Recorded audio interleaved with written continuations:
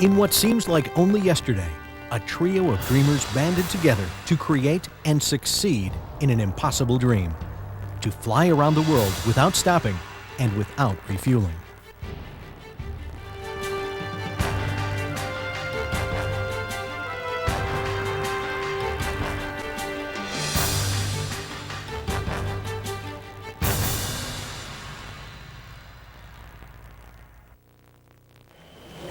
Now I want to take you back to December 14th, 1986.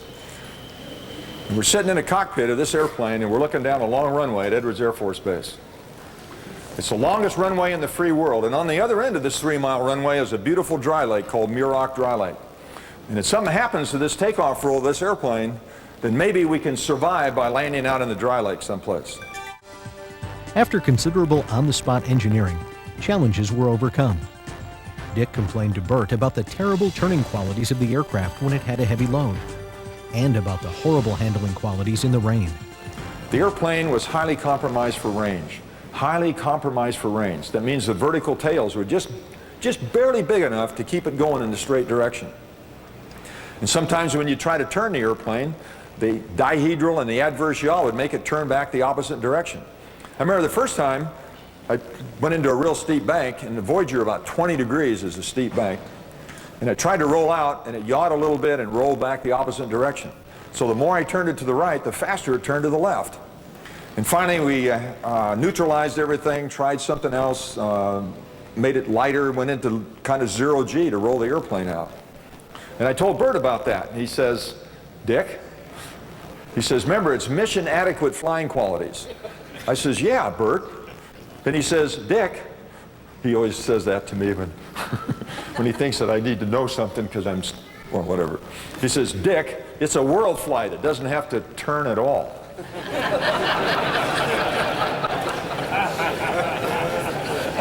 During one of the test flights, we flew into a little rain shower. And in the high desert of Mojave, there's not a lot of rain, so we flew into the rain. And the canard is a very special airfoil, highly loaded airfoil. So when we hit the rain, it disturbed the lift of the canard, and the nose started down, and it started heading for the desert. And not a thing I could do with the elevator or with the throttle or anything that we could recover from the dive. And right away I could tell that there wasn't enough time to turn this big airplane around and fly out of it before we hit the desert floor.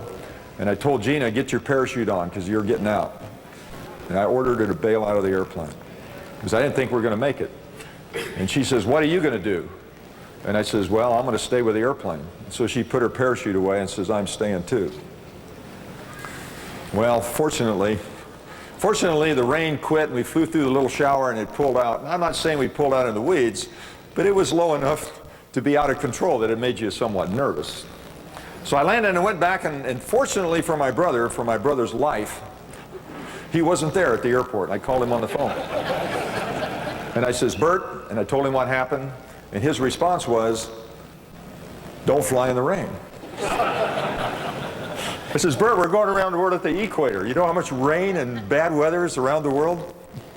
Anyway, we had a lot of fun, but the one that I liked the best was the size of the fuselage. Now, the bigger, the fatter the fuselage, the more comfortable it is. That means that the airplane goes slower, and it has more drag, and it has less range. So he designed the cockpit, he said, just big enough for us to survive the flight, and the required 48 hours you have to live afterwards. And he says, if you live longer than the flight and the required 48 hours after the flight, obviously it was too big and we just had wasted range capability. Voyager's takeoff holds the record as the longest takeoff roll in Edwards Air Force Base history.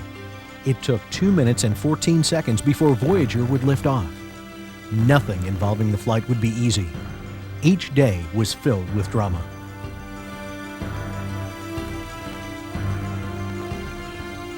But they solved the problem, and after more than 9 days of flying near death's door, it was time to come home. Not having seen a newspaper or heard a news broadcast, the crew had no idea they had captured the hearts of America and the world. They had no idea that tens of thousands of people had lived each day of the flight with them and would be standing by, either in person or near a television, to await the completion of this remarkable adventure. And so I thought, they may not even let me in. I can't remember asking for permission. And I thought, gee, maybe there won't be anybody there to give us a ride back to our cars that we left back in Mojave.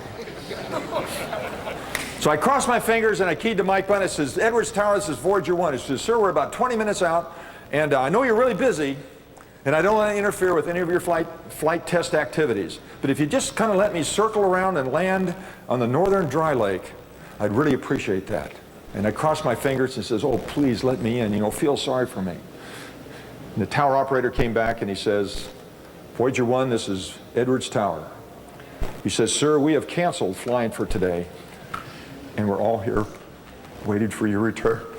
And a few minutes later, I looked up, and the undercast came away, and then what was presented to us was that beautiful dry lake. This is aviation's hallowed ground, where Chuck Yeager broke the sound barrier and recovered our first space shuttle. And all the early jet development happened in this place.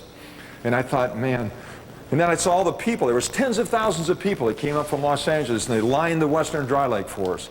And I thought, wow, for us, for this little home built, why would they be interested in that? Then I realized, that I got to make a good landing down here. And if I mess this up, there's a lot of people down there with a lot of film that I can't buy. And it was 9 days and 3 minutes and 44 seconds. And it's the first ever non-stop, non-refuel flight. And it was done by who? It was done by a bunch of EAAers who just thought that they could do anything they could dream about as long as they worked really hard and they didn't give up. And that's the essence of the story.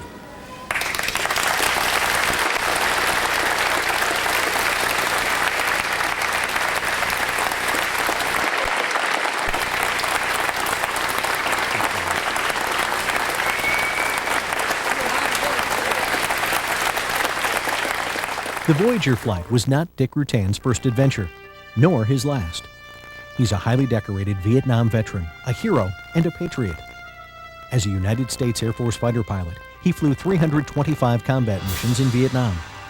On his last mission over North Vietnam, he was hit by enemy ground fire and was forced to eject from his burning F-100. Before retiring from the Air Force in 1978, Lieutenant Colonel Rutan had been awarded the Silver Star, 5 Distinguished Flying Crosses, 16 Air Medals, and the Purple Heart. More recently, Dick has flown around the world in his Long Easy, this time with many stops. Bailed out of the Global Hilton on an attempt to fly a balloon around the world, his third life-saving parachute jump, and has been rescued from the top of the world after his sightseeing airplane crashed through thin ice at the North Pole. Dick is now beginning a new chapter in his life of adventure as the chief test pilot of the Easy rocket. Dick has received hundreds of awards and honors, including the Collier Trophy, aviation's most prestigious award.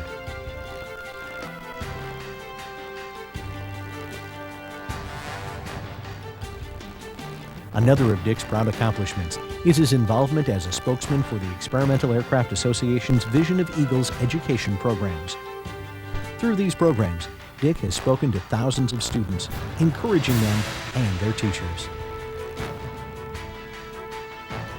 The entire Voyager project was made possible by individuals willing to work hard and take a chance. From engine development to the headsets that saved the hearing of the pilots, to those in mission control monitoring the weather, this was a project of teamwork, where a small army of just over 100 volunteers, without government assistance, made the impossible possible.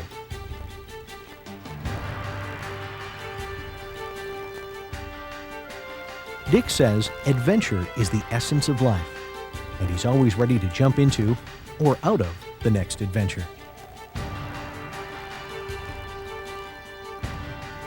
The Voyager flight was a remarkable achievement. The absolute world record set back in 1986 remain unchallenged today. Dick enjoys sharing his stories of dreams, desire, dedication, and determination, and looks forward to speaking to your group. Please call the number on this tape and speak to the representative about booking Dick Rutan for your next event. And until you hear it from him in person, always remember, if you can dream it, you can do it.